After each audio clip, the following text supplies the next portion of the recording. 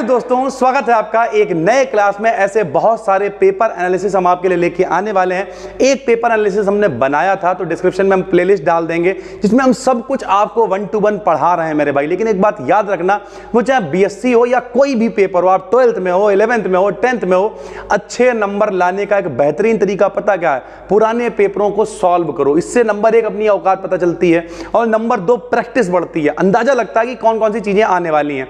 तो एक पेपर हमने आपको सॉल्व कराया था जिसमें लगभग सब कुछ आपको आता था, लेकिन वो मिड टर्म का पेपर था और ये कंप्लीट पेपर है।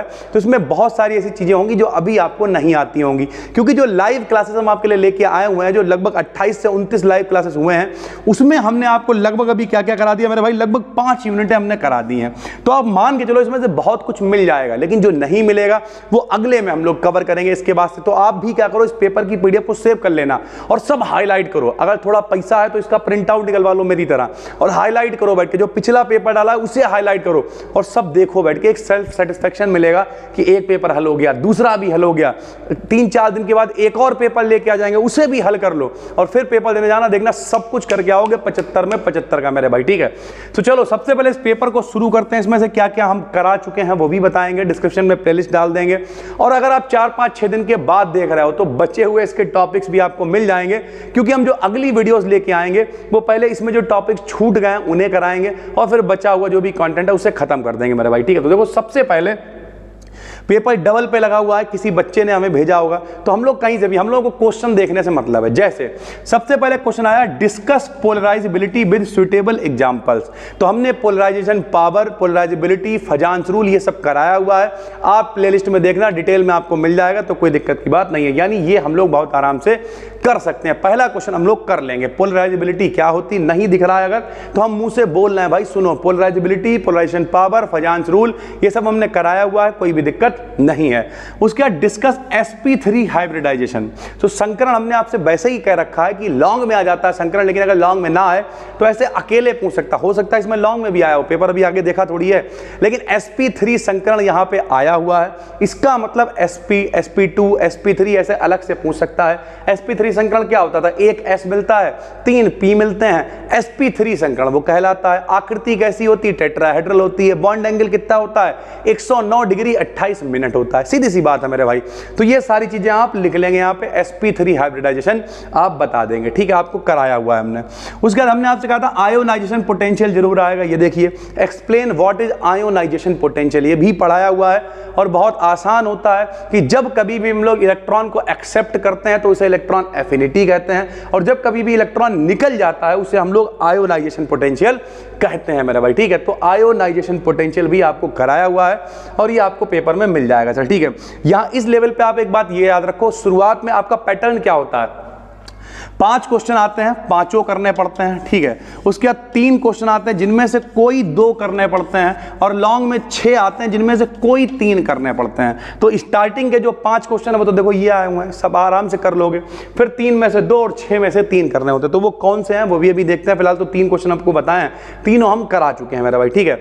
उसके बाद है व्हाट इज कार्बो एनाइन। हमने आपको बताया था कार्बोकैटाइन, कार्बो एनाइन और कार्बीन, ये तीनों बहुत इंपॉर्टेंट है। तो कार्बोकैटाइन नहीं आया, इसमें क्या हुआ, कार्बो एनाइन आया हुआ है, ये भी हमने कराया हुआ। और इसे इधर के जो 4 क्वेश्चन हम लोगों को दिखे हैं वो 4 क्वेश्चन हम लोग पढ़ चुके हैं, यानी हम आसानी से चीजों को कर लेंगे सर, ठीक है। तो अभी ये अति लघु चलना है। उसके बाद अगर हम लोग अगला देखें तो यहां पर देखिए, अब एक एक चीज हम आपको दिखाते हुए चलना। अभी ये पहला ही इसका भाग चल रहा है।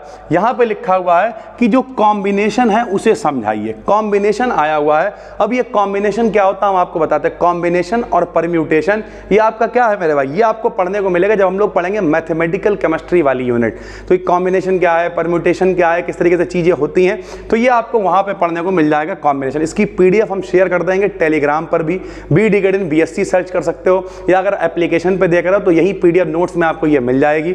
इसे आराम से चाहो तो पीडीएफ की प्रिंट निकलवा लो और आराम से उस पर हाईलाइट करो, देखो क्या आता है क्या नहीं आता। इससे पहले जो पेपर है वो पूरा हो गया था, इसमें जो चीजें नहीं है वो आने वाले क्लासेस में आपको मिल जाएंगी। इसलिए हम हमेशा कहते हैं अंधाधुंध नहीं पढ़ना है, पेपर एनालिसिस बहुत जरूरी है। अगर आप साथ साथ में पेपर एनालिसिस करते हुए चल रहे हैं तो फिर कोई दिक्कत नहीं होगी, 75 में 75 का पेपर करके आ जाओगे सर, ठीक है।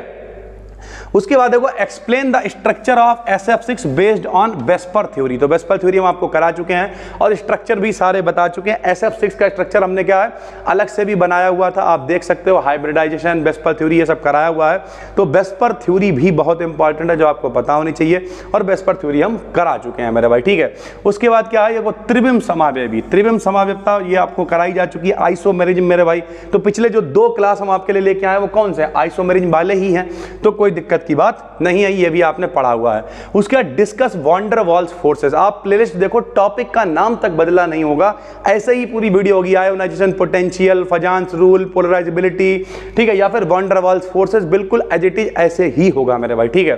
फिर देखो discuss inductive effect and its application, inductive effect भी हमने कराया है, मीजोमेरिक इफेक्ट भी कराया है, सब कुछ आपको एज इट इज ऐसे ही प्लेलिस्ट में दिख जाएगा। अगर आपने अभी तक कुछ भी नहीं पढ़ा है और आपके कल या परसों पेपर हैं, तो भैया पहले से स्टार्ट करो, भगा भगा के देखना शुरू करो, सारी प्लेलिस्ट देख डालो रात भर में।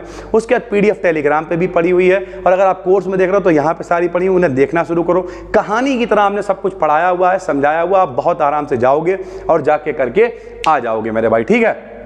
चलो उसके बाद अगर हम लोग बात करें मेरे भाई, तो उसके बाद यहाँ पे देखिए थोड़ा सा ये थोड़ा मैसी हो गया, क्योंकि किसी बच्चे ने भेजा है हमें, किसी के पास और कोई पेपर हो वो भी भेज देना, उसकी भी एनालिसिस कर देंगे हम सर, ठीक है, कोई दिक्कत की बात नहीं। और अगर आपने अभी तक कुछ भी नहीं पढ़ा है तो सबसे पहले डिस्क्रिप्शन में प्लेलिस्ट पे क्लिक करो, या फिर कोर्स ले रखा जो भी, वहाँ पे क्लिक करो, पढ़ना शुरू करो, पहले नोट्स बनाओ, सारे टॉपिक रेडी करो, कोशिश करो हाथ से लिखने की, अगर आपके पास थोड़ा सा टाइम है, 10, 15, 20 दिन, 1 महीना, और उसके बाद फिर मजा देखो मेरे भाई, ठीक है। तो ये सारी चीजें आती हैं। उसके बाद आप यहां पे देखिए क्या है, इलेक्ट्रॉन एफिनिटी जो है हाइड्रोजन एटम की जो है वो बहुत ज्यादा क्यों होती है। तो हाइड्रोजन एटम कौन होते हैं बताओ, हाइड्रोजन का मतलब फ्लोरीन, क्लोरीन, ब्रोमीन, आयोडीन। और जो फ्लोरीन है मेरे भाई, अगर हम आराम से समझें तो फ्लोरीन का नंबर कितना है, 9 नंबर है। इसका विन्यास क्या बनता है, 2 और 7, और फ्लोरीन के पास 7 हैं, क्लोरीन के पास 7 हैं, आयोडीन के पास, सबके पास 7-7 होते हैं मेरे भाई। तो इन लोगों को एक इलेक्ट्रॉन चाहिए ही चाहिए, तो ये आसानी से एक इलेक्ट्रॉन को ले लेते हैं, इसलिए जो इनकी इलेक्ट्रॉन बनता है बहुत ज्यादा होती, लेने के लिए कतई मरे जा रहा है, कोई आए और इन्हें इलेक्ट्रॉन दे जाए मेरे भाई, ठीक है। Electron affinities of noble gases are 0, जो अक्रिय गैसें होती हैं उनकी इलेक्ट्रॉन बंधुता 0 क्यों होती, तो इनका नाम ही अक्रिय गैसें, इनर्ट गैसेस हैं। ऐसी गैसें जिन्हें इलेक्ट्रॉन अक्रिय हैं, न लेंगी इलेक्ट्रॉन न देंगी, तो जब इलेक्ट्रॉन ले ही नहीं रही हैं तो मेरे भाई इलेक्ट्रॉन एफिनिटी कितनी हो जाएगी, 0 हो जाएगी। तो ये बहुत छोटे छोटे क्वेश्चन है जो आप आराम से कर सकते हो, हम अलग से भी करवा देंगे, कोई दिक्कत की बात नहीं है। उसके बाद एक फंक्शन आपको दे रखा है, इसके लिए आपको मैक्सिमा और मिनिमा आपसे पूछा गया है, 2x² - 3x + 5, ये भी मैथमेटिकल केमिस्ट्री का एक क्वेश्चन है, तो आप आराम से कर लोगे जब इस यूनिट को हम पढ़ा देंगे तब, ठीक है भाई। चलो उसके बाद अपने पास दीर्घ क्वेश्चन है। दीर्घ से पहले देखो ये आया हुआ है हार्डवेयर क्या है, सॉफ्टवेयर क्या है। तो हार्डवेयर सॉफ्टवेयर सबको पता होना चाहिए, जो अपना कंप्यूटर वाली यूनिट है, आपको बचपन में पढ़ाया गया, जिन्हें हम छू सकते हैं, महसूस कर सकते हैं, वो हार्डवेयर होते हैं, जिन्हें छू नहीं सकते, महसूस नहीं कर सकते, वो सॉफ्टवेयर होते हैं। यानी ओवरऑल बात आपको ये समझनी पड़ेगी कि ये बिल्कुल आसान चीजें हैं, कंप्यूटर वाली यूनिट हम 1-2 दिन में आपको करा देंगे, तो ये छोटे छोटे क्वेश्चन भी आपको आ जाएंगे सर, ठीक है। उसके बाद देखिए आया हुआ है एथेन के कन्फॉर्मर्स। कन्फॉर्मर्स जो अपनी यूनिट चल रही है स्टीरियो केमिस्ट्री, इसी में पढ़ने को मिलेगा कन्फॉर्मर्स क्या होता है, चेयर फॉर्म क्या होती है, बोट फॉर्म क्या होती है। तो ये 2-3 दिन के अंदर टॉपिक आ जाएगा, काफी इंपॉर्टेंट है मेरे भाई, ठीक है।